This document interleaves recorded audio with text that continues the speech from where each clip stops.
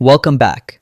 Today, we're breaking down how to get your Amazon affiliate link for a specific product. All right, so first things first, go to Amazon.com and log into your account. Now, see that gray bar up top that says Site Stripe? That's what gives you your affiliate links. If you don't see it, no worries. Head to Google, type Amazon Associates Central, click the first result, and sign in. Once you're logged in, reload Amazon, and boom, that Site Stripe bar should pop up. Next, just find the product you want to promote. Let's say a watch. Click it.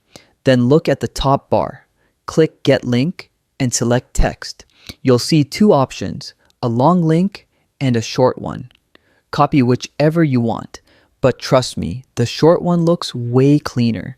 And that's literally it. Paste that link wherever you share stuff. YouTube, TikTok, blogs, and whenever someone buys through your link, you get paid. Pro tip, create tracking IDs in your associates dashboard if you're promoting more than one product. It keeps things neat. All right, that's how you get your Amazon affiliate link. Hit like, subscribe, and I'll see you in the next video.